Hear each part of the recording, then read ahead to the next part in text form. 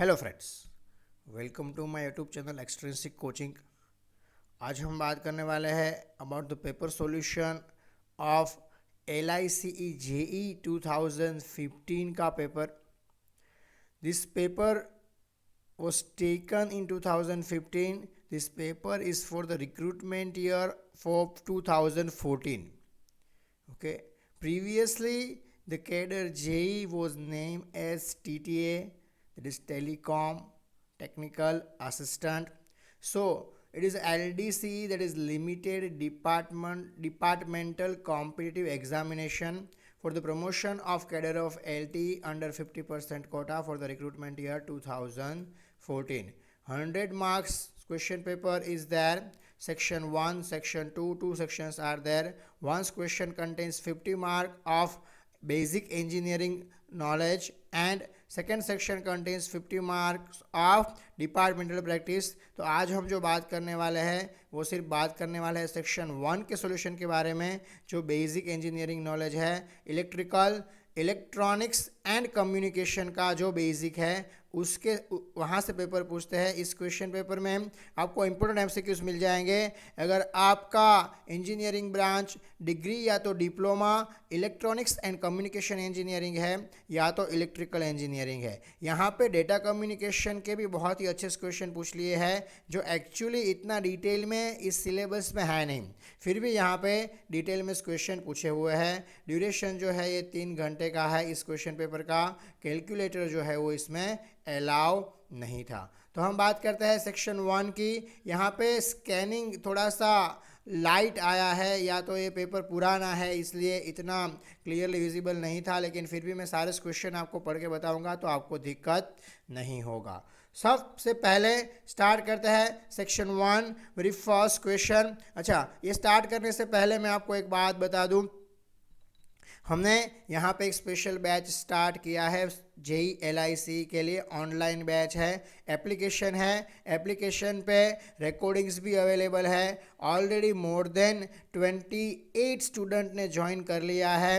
अगर आपको भी ज्वाइन करना है तो सारी डिटेल्स टेलीग्राम चैनल जो है उस पर अवेलेबल है। BSNL JEE LIC टेलीग्राम में लिखोगे आ जाएगा, अदरवाइज डिस्क्रिप्शन में लिंक गिवन है, आप देख सकते हो। वहाँ पे JEE LIC के लिए अलग से टेलीग्राम चैनल है, टेलीग्राम ग्रुप है, तो वहाँ पे आपको सारी डिटेल जो है वो डिटेल्स मिल जाएगी।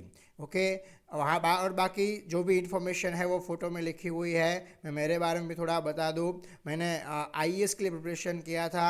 राइट नाउ मैं BSNL में ये JEE जॉब कर रहा हूँ। मैं गेट भी बहुत बार क्वालिफाई कर चुका हूँ, डिफरेंट बहुत सारे PSU भी बहुत बार क्वालिफाई किए हैं। रिटन एग्जामिनेशन जो होते हैं उसकी बात कर रहा हूँ। तो आपका जो पूरा डिटेल है, आपको कोचिंग करना है तो डिटेल जो है आपको पूरा टेलीग्राम चैनल पे मिल जाएगा। इस फोटो में जितनी भी इंफॉर्मेशन है वो मैंने यहाँ पे शेयर की हुई है। बात करते हैं क्वेश्चन पेपर सॉल्यूशन की। सबसे पहले सेक्शन 1, तो उसमें सबसे पहला जो क्वेश्चन है, ये क्वेश्चन है आपका रजिस्टर कोड से। रजिस्टर कोड दिए हुए हैं यहाँ पे RVY एंड S।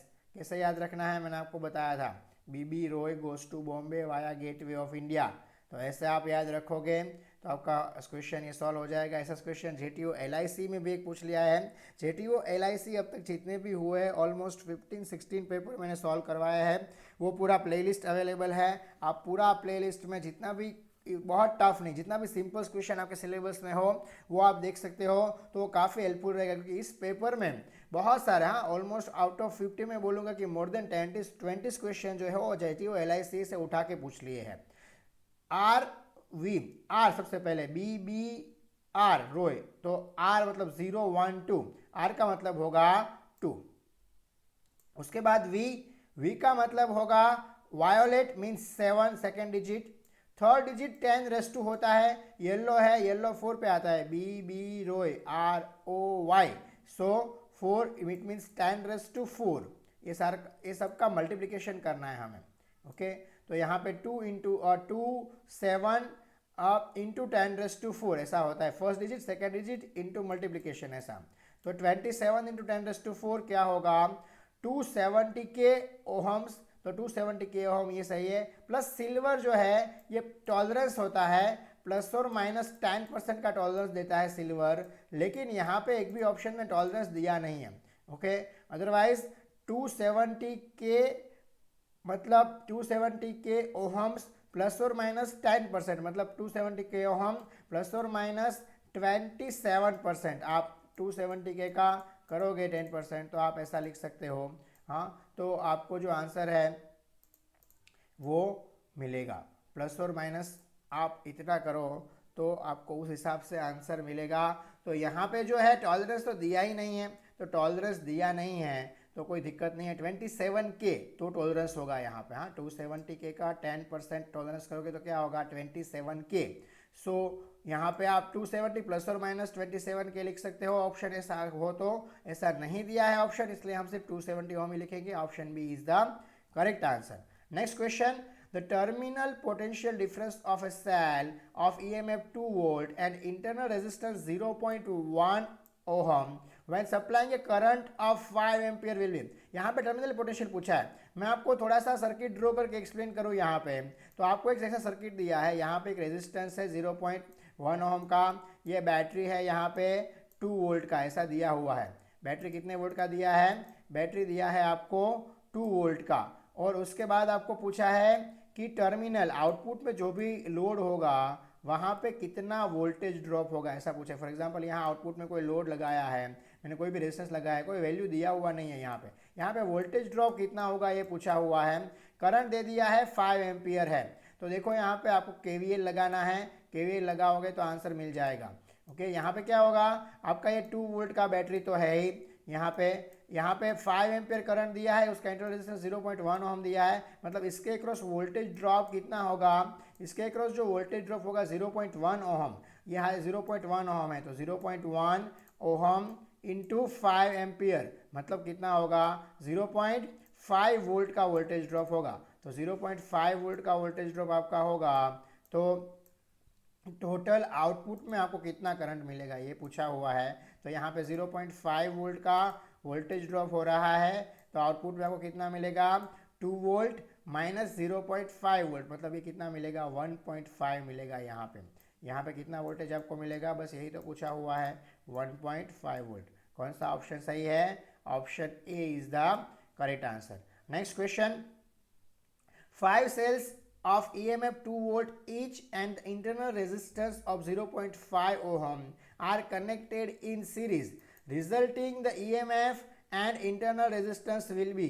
क्या होगा ऐसा पूछा हुआ है। देखो आपके 5 सेल जो है ये कनेक्ट किए हुए हैं सीरीज में। हाँ, ऐसे सीरीज में, एक फिर दूसरा, ये रेजिस्टेंस में ड्रॉ कर रहा हूँ, फिर तीसरा, फिर चौथा और फिर पांचवा, ऐसे 5 रजिस्टर और 5 बैटरी सीरीज में जब भी कनेक्ट करोगे तो आपको पता है सीरीज में कनेक्ट करोगे तो क्या होगा, सम होगा। तो सम करना है और कुछ नहीं करना है।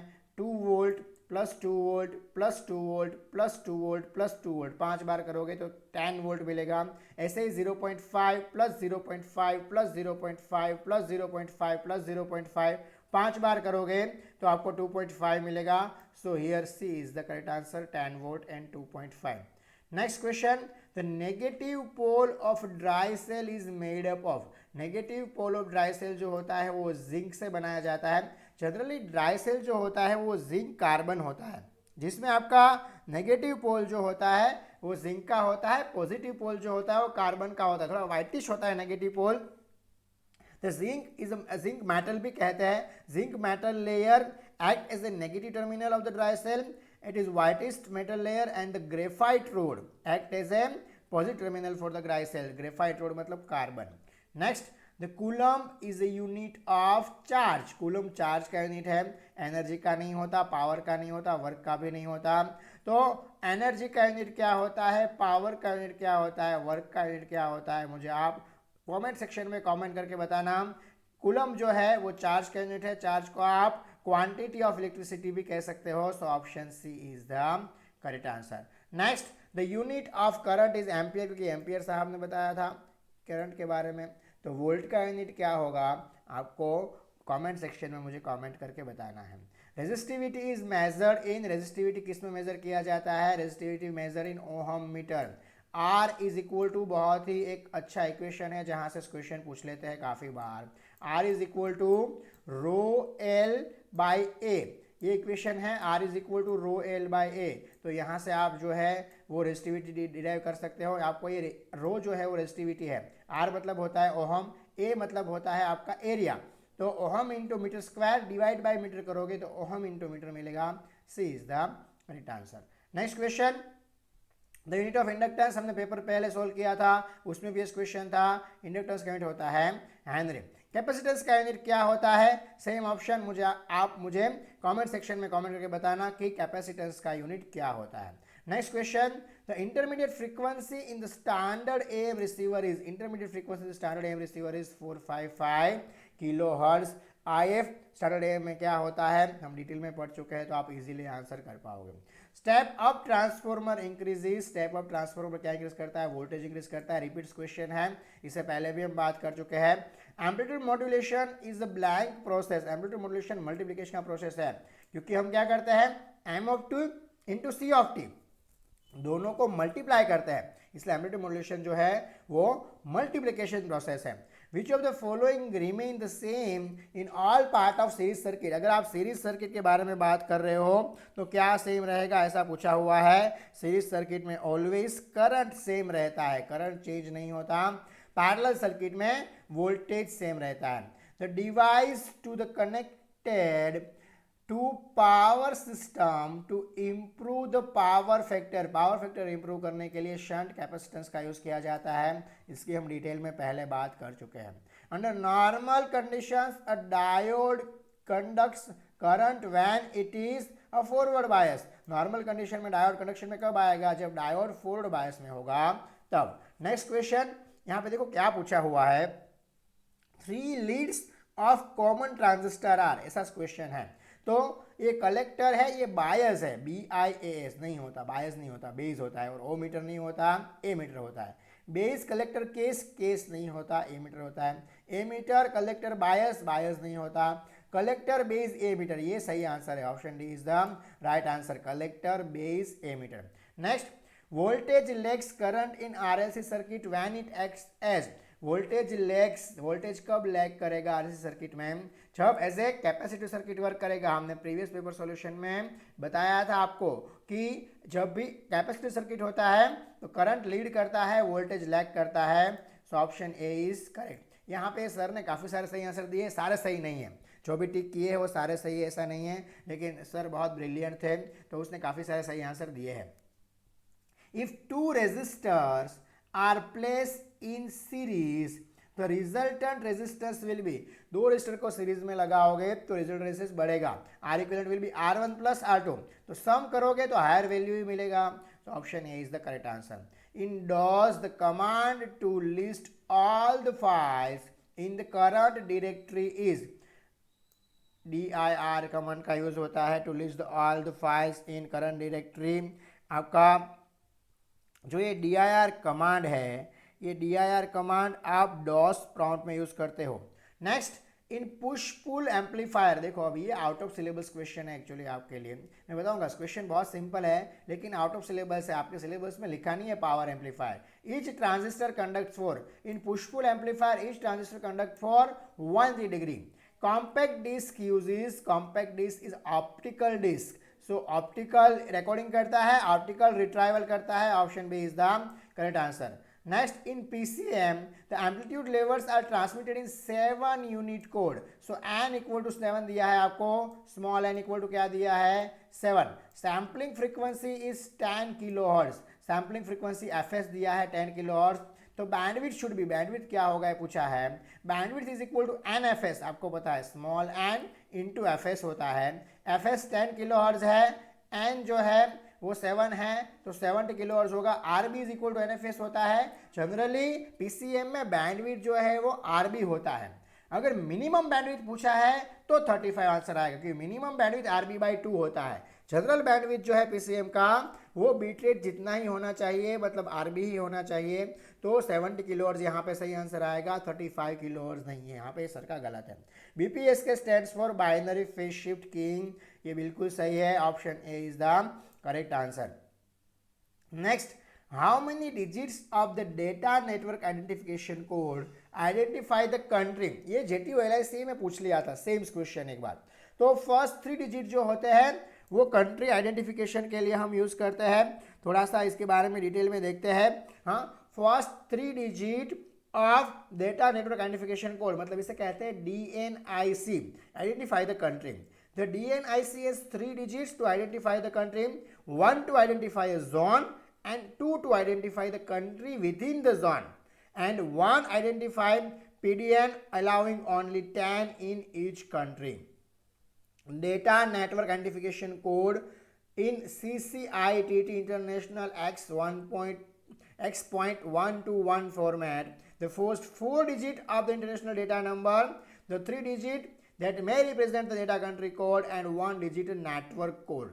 So the network digit, data network identification code in network format. So here first 3 digit are country code, 1 digit shows network code. So this is the first 4 digit of your data network identification code. Okay, so here answer will be first 3 digit identify the country. Next, frames from one land can be transmitted to another land via device. Even this question was asked in JTU-LIC. JTU-LIC में इस question भी पूछा हुआ है। frames from one land to be transmitted to another land via device called bridge. क्या कहते हैं उसे? ब्रिज कहते हैं।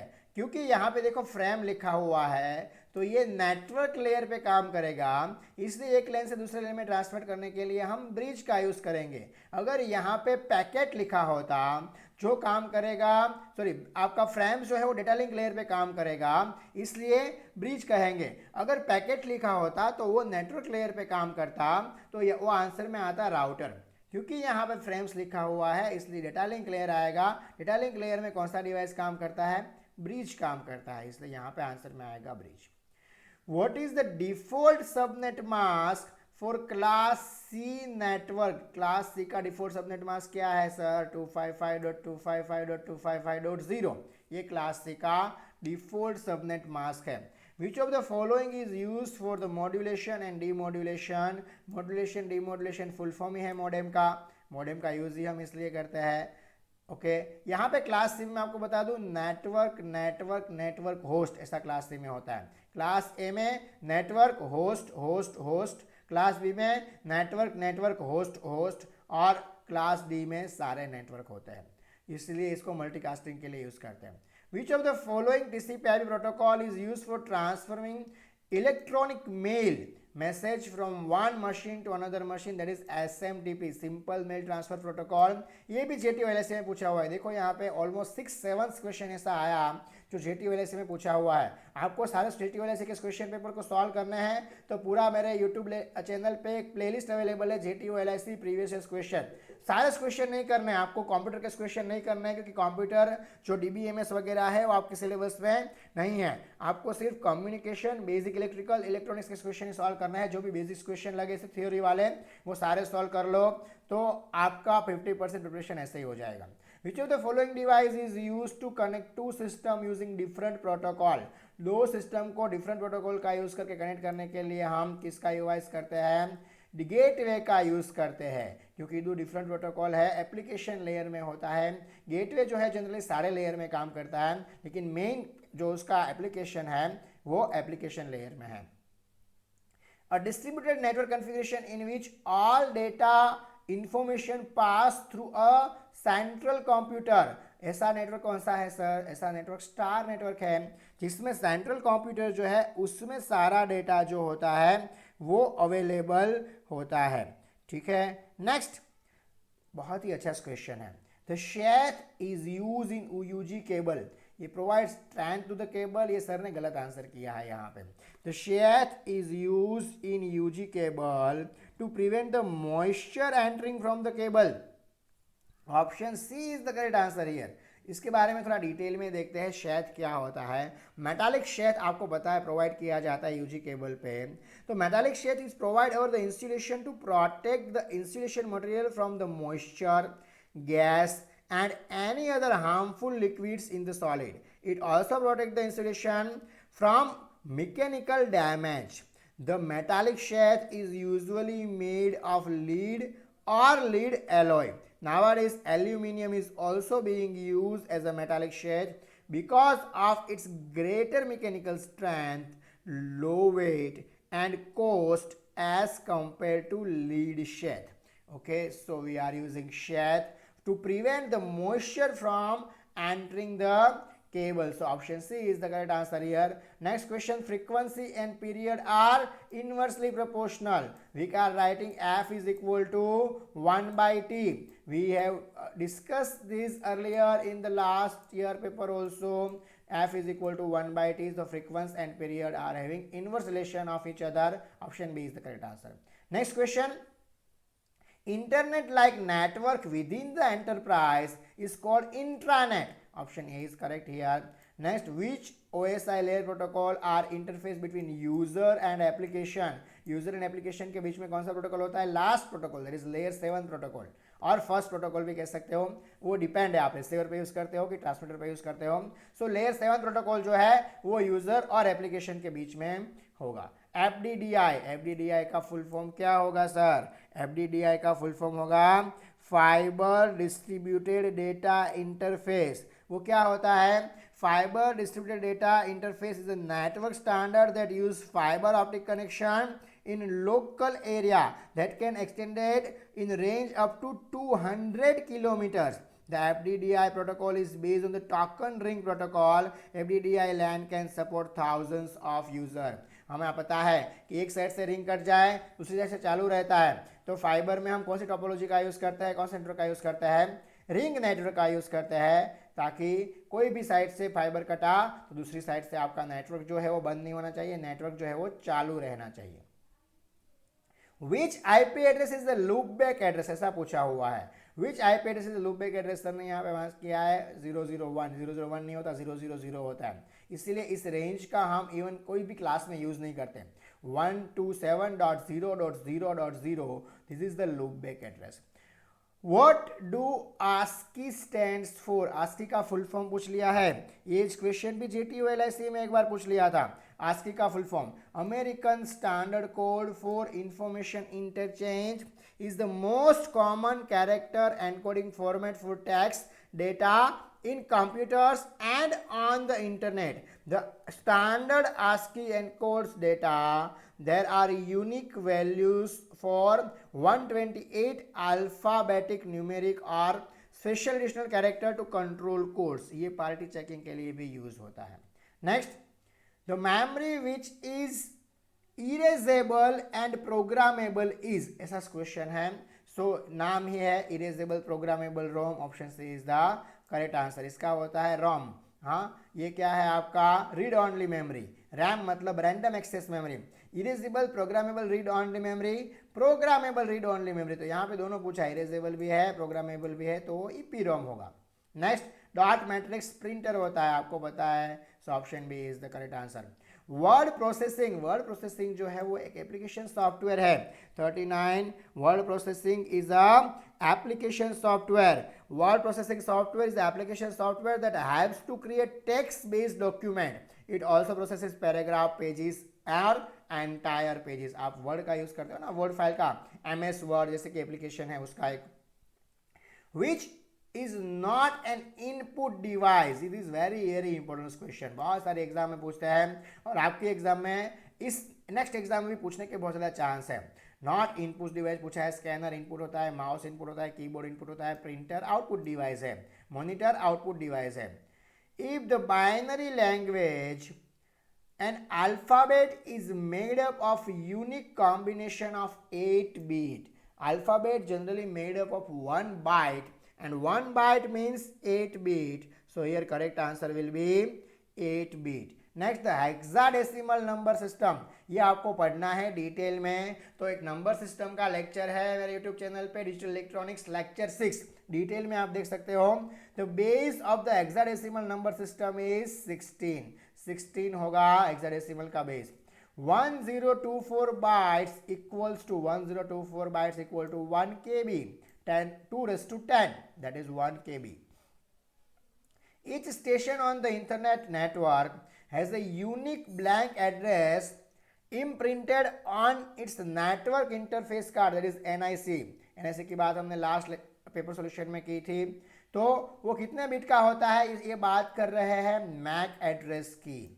ओके, मैक एड्रेस जो होता है वो कितने बिट का होता है सर? मैक एड्रेस होता है वो 48 बिट का होता है। So option A is the correct answer here. Next question, in Ethernet addressing, if all the bits are set to 1, the address is broadcast address. सारे 1 कर दिए, मतलब FF कर दिए।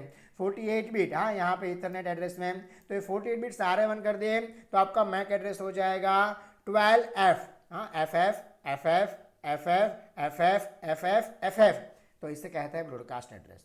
HDLC is acronym of, HDLC means high level data link control. What is HDLC? उसके बारे में थोड़ा डिटेल देखते हैं। Option C is the correct answer here. HDLC, it is high level data link control, is a group of protocol or rules for transmitting data between network points. In more technical terms, HDLC is a bit oriented synchronous data link layer protocol created by the International Organization for Standardization, that is ISO. Next question, a periodic signal completes a one cycle in 0.001 second. What is the frequency? Again this question asked from f is equal to 1 by t. ऊपर भी एक question आया था। अगर एक question आता है तो इस क्वेश्चन पेपर में आपके दो क्वेश्चन निकल जाएंगे। f is equal to 1 by T, T equal to क्या रखना है 0.001, मतलब 10⁻³ 10⁻³ ऊपर जाएगा तो 10⁻+3 हो जाएगा। 1 kilohertz is the correct answer. Option C is correct here. Next, the class of IP addresses use for multicast, मैंने आपको ऊपर बताया एक बार, क्लास डी का हम यूज करते हैं for the multicasting. Class D का एड्रेस रेंज क्या होता है सर? क्लास डी का एड्रेस रेंज होता है 224.0.0.0 टू 239.255.255.255 तक। तो अगर क्लास सी का एड्रेस रेंज क्या होता है आपको पता है तो मुझे कमेंट सेक्शन में कमेंट करके जरूर बताना। A certain transformer has 400 turns, ये रिपीटेड क्वेश्चन है, हमने पहले भी सॉल्व किया है। In the primary winding and 200 turns in the secondary winding, the turn ratio will be N2 by N1 होता है turn ratio, इसलिए यहाँ पे N2 जो है वो 2000 दिया है, N1 जो है वो 400 दिया है। 2000 by 400 करोगे तो आंसर 5 आएगा। Option B is the correct answer. The battery symbol, symbol of battery कौन सा? ये ग्राउंड का सिंबल है, ये रेजिस्टेंस का सिंबल है, ये कैपेसिटेंस का सिंबल है। बैटरी सिंबल जो है वो ये है, ये होता है बैटरी। जनरली ऐसे भी ड्रॉ करते हैं, मैंने आपको ऊपर बताया। हाँ, या तो ऐसे भी ड्रॉ करते हैं जो यहाँ पे ड्रॉ किया है, मैं थोड़ा जूम करके आपको ड्रॉ करके दिखा रहा हूँ। ऐसे भी बैटरी को ड्रॉ किया जाता है। एक पॉजिटिव टर्मिनल होना चाहिए, एक नेगेटिव टर्मिनल होना चाहिए बैटरी में, बस। तो यहाँ पे है पॉजिटिव टर्मिनल, ये है negative terminal. So this is the symbol of battery. Option B is the correct answer. So this is all about this question paper solution section 1 of JEE LICE 2015। अगर आपको कोचिंग करनी है तो सारी details मैंने starting में भी आपको प्रोवाइड की थी, यहाँ लास्ट में भी आपको मैं प्रोवाइड कर रहा हूँ। जो यहाँ पे मैंने फ़ोटो रखा है उसमें सारी डिटेल्स जो है वो अवेलेबल है, तो उससे आप मुझे डायरेक्टली मोबाइल नंबर पे भी कांटेक्ट करके पूछ सकते हो। टेलीग्राम ग्रुप भी ज्वाइन करके वहाँ भी सारी डिटेल देख सकते हो। एप्लीकेशन डाउनलोड करके ज्वाइन रिक्वेस्ट भेज सकते हो आप, तो आपको सारी इन्फॉर्मेशन वहाँ से मिल जाएगी। अगर आपके मेरे वीडियोस अच्छे लग रहे हैं तो लाइक कीजिएगा। अपने जो भी फ्रेंड्स एग्ज़ाम दे रहे हैं या कॉम्पिटिटिव एग्जाम की प्रिपरेशन कर रहे हैं उसके साथ शेयर कीजिएगा। और अगर अब तक आपने मेरे चैनल को सब्सक्राइब नहीं किया है तो सबसे पहले सब्सक्राइब कर लो। Thank you very much.